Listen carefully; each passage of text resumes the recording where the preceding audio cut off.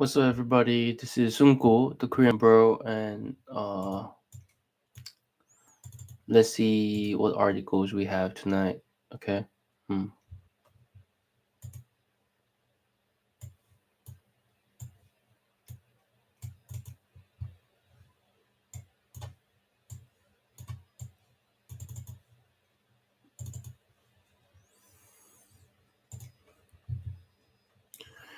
Okay.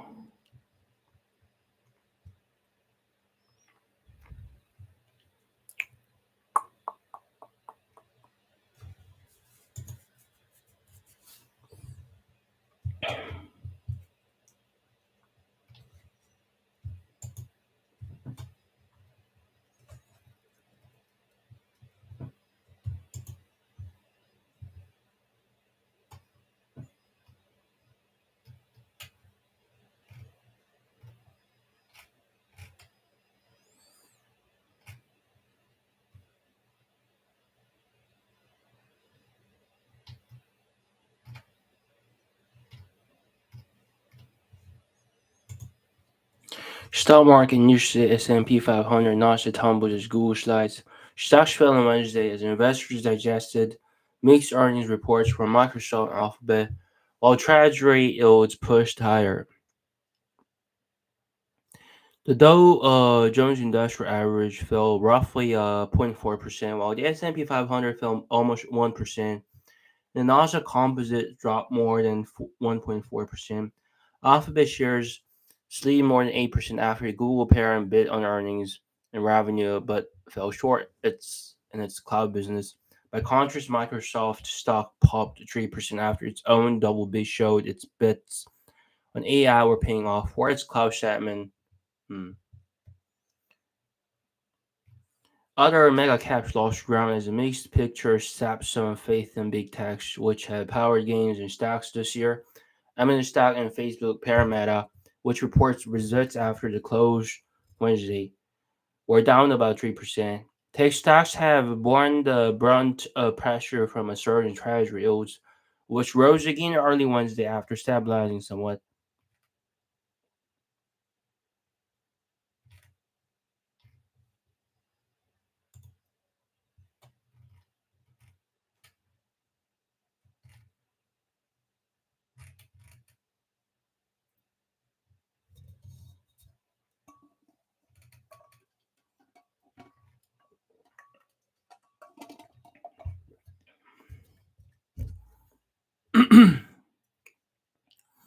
The U.S. economy has avoided slipping into recession all year, but one closely watched indicator shows it's on the brink. Hmm. Usually, yields on longer maturity bonds exceed those of shorter ones. Hmm. Uh, an inverted yield curve happens when the reserve occurs. Some track the spread between 2 year and 10-year Treasury notes for signs of an inverted yield curve, but Canadian economists can't. But Harvard's definition uses the difference between 3 month bills and 10-year notes.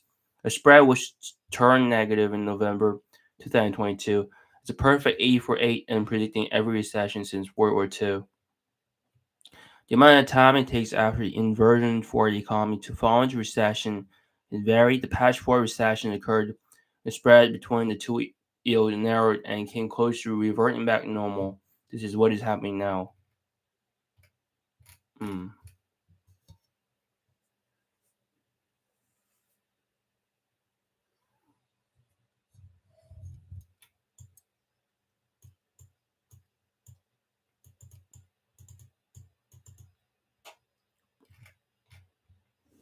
I've become a bit more pessimistic since Aldous Harvard, a Duke professor who created indicator, told Yahoo Finance. Harvard had previously called for the Federal Reserve to stop high interest rates. Believes any additional hikes throughout 2023 will cause significant stress. Operates with a lag, and we just don't see it right now.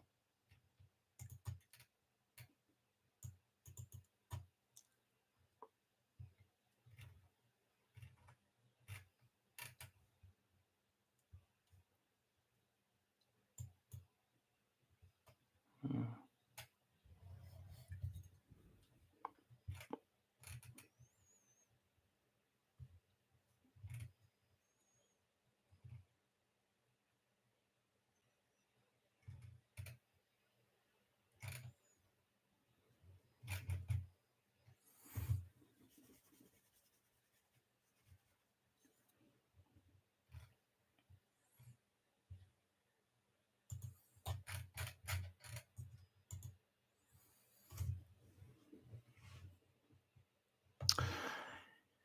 Okay. Hmm.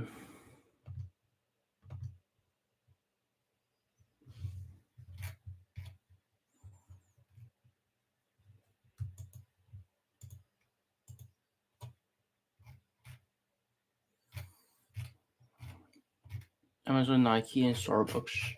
Let's start with like Amazon. Top the charter places where teens like to shop. Some 55% named the e-commerce giant as their top shopping website. Second place, Shein wasn't even close with 12%. Amazon's brand is practically synonymous with online shopping. The majority of consumers of all ages start their online shopping journey on its website.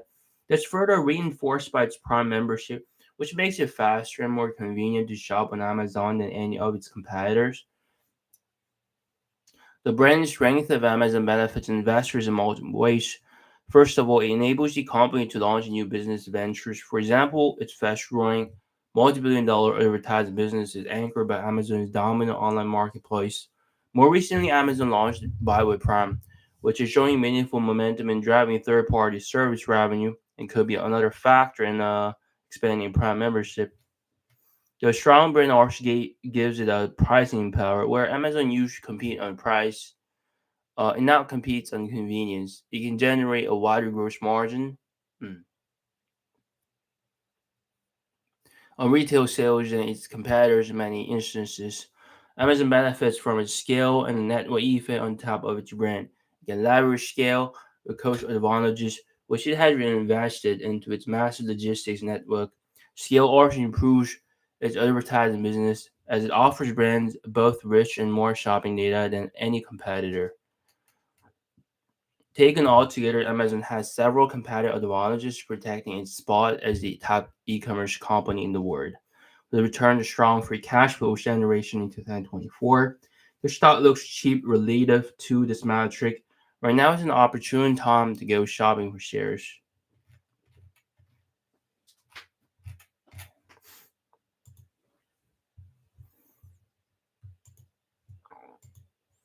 Alphabet stock dropped 6% on Google Cloud slowing growth. Third quarter revenue grew 11% year over year, beating the 4% growth Wall Street had expected. Hmm. Earnings per share surged 46%, exceeding the 28% analysts had projected. YouTube's ad revenue growth was 12%, representing a nice turnaround from its recent struggles.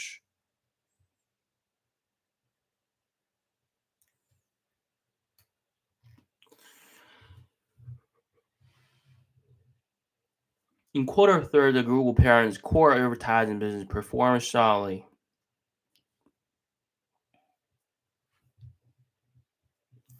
but the cloud business year-over-year revenue growth decelerated sequentially.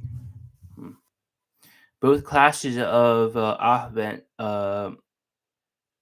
stock declined um, in Tuesdays after hour trading following the technology giant's release of its third quarter 2023 report. Class A and Class C shares fell 6.1% and 5.9% respectively. These drops are largely attributable to Google Cloud growing slower than Wall Street had expected. That said, the quarter's revenue and earnings still managed to surpass the analyst consensus estimate. Here's an overview of the Alphabet quarter three results centered around four key metrics.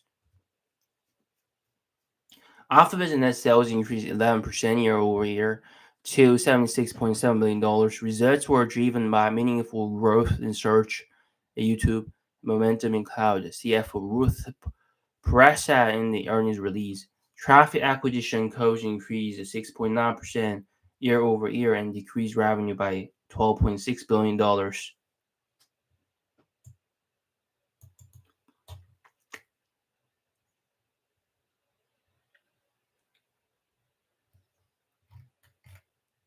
For context, in the prior quarter, revenue rose 7% year over year to $74.6 billion. Total ad revenue edged up 3.3% year over year. Revenue from Google Cloud, Google Other, and other batch grew 28, 24, and 48% respectively. In quarter third, YouTube was a bright spot with 12% added growth. There's a nice turnaround from the video streaming platforms, recent struggles, likely due in large part to increased competition from a TikTok In quarter first and quarter second of this year, YouTube's year-over-year revenue fell 2.6% and rose 4.4%, respectively.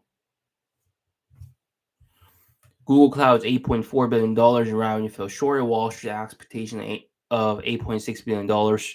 This business year-over-year revenue growth decelerated on a sequential quarter basis, was 28% in quarter first and quarter second, and 22% in quarter third. This dynamic has some investors concerned, as this unit has generally been the company's revenue growth engine. For context, Microsoft Azure, other cloud service revenue grew 29% year-over-year. In its fiscal first quarter, the company also announced its quarterly earnings after Tuesday's closing bell. Investors will get additional context in Google Cloud's performance this Thursday when Amazon reports its quarter three results, which will include those for its cloud computing business AWS. Operating income rose 25% year-over-year to $21.3 billion. Operating margin was 28%, up from 25% year ago period. Operating income as well as net income got a boost from cost savings stemming from the company's layoffs over last year. Google Services generated an operating profit of $23.9 billion, up 27% year over year. The segment's operating profit benefited from the company moving Google DeepMind, its artificial intelligence research platform operation, from falling under Google Services to being a part of unallocated corporate costs. Google Cloud turning an operating profit of $226 million, up from a loss of $440 million in the year ago period. Other bats had an operating loss of $1.2 billion.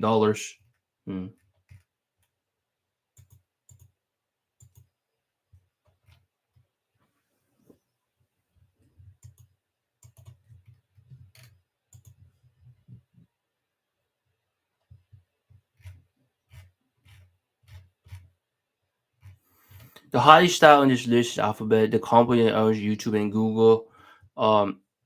Tech stocks have been soaring this year due to the growing popularity of artificial intelligence. Alphabet has developed a chatbot bot, a rival to OpenAI's ChatGPT, which Microsoft has invested billions into. As AI is likely to be the next big battleground between these two tech giants, Alphabet is rolling out AI-powered tools with its Office software, and Microsoft is doing the same with many of its products. Alphabet is promising a stock, but it's not trading at an obscene valuation. And for a PE of only 20, it's not hard to make a case that this is potentially an undervalued stock, especially given the potential it has in AI. One thing that's likely keeping investors hashing nowadays is that antitrust case the Federal Trade Commission recently launched against Google for monopolizing search, and what that could mean for the future of business, including how dominant the search engine might still be in the future. But Google has built up such a strong brand over the years that it's hard to imagine a scenario where it isn't the go-to option for people looking in search or go to Google something. With close to $300 billion in annual revenue and a profit margin of over 21%, this is an excellent business to invest in for a long hour.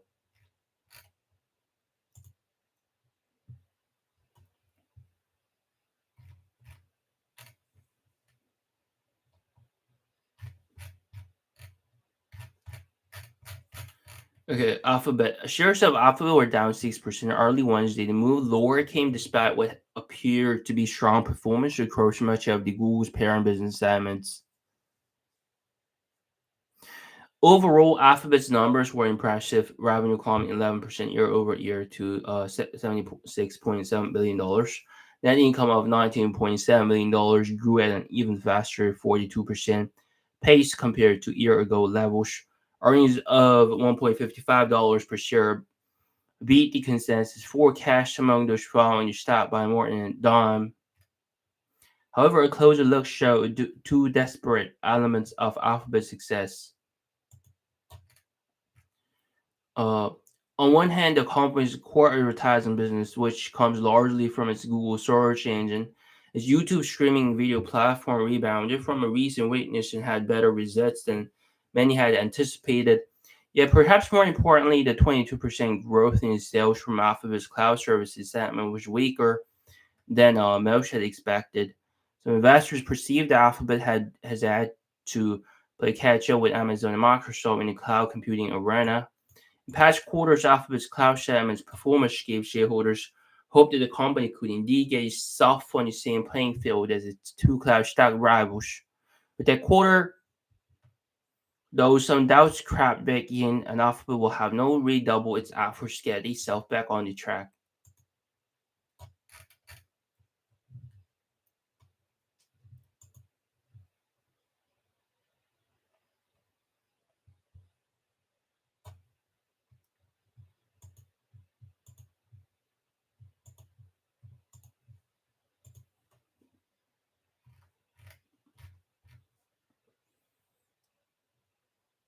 Apple is the world's largest company with a valuation of $2.7 trillion.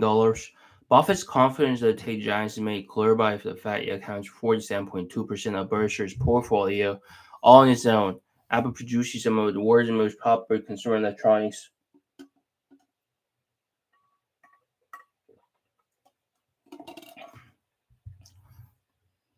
Several of the software features embedded in its device are already leaning on AI. The Siri voice system, for example, employs advanced conversation AI. Predictive text built into its Apple keyboard is also powered by AI, plus many applications rely heavily on technology. Take Apple Music, for example, which uses AI to learn what each listener enjoys the most and automatically curates playlists for them to boost engagement. But AI development wouldn't be possible without specialized computing hardware, namely semiconductors.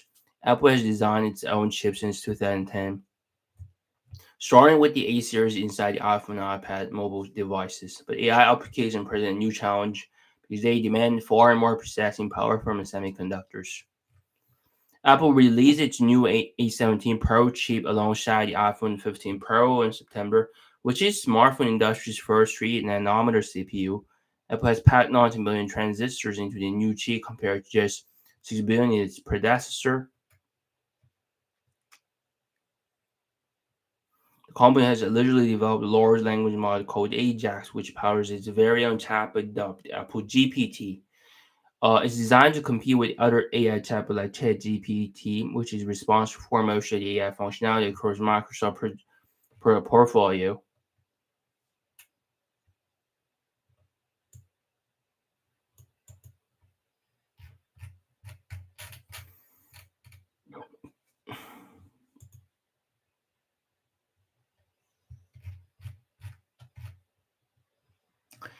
Okay, it's getting late.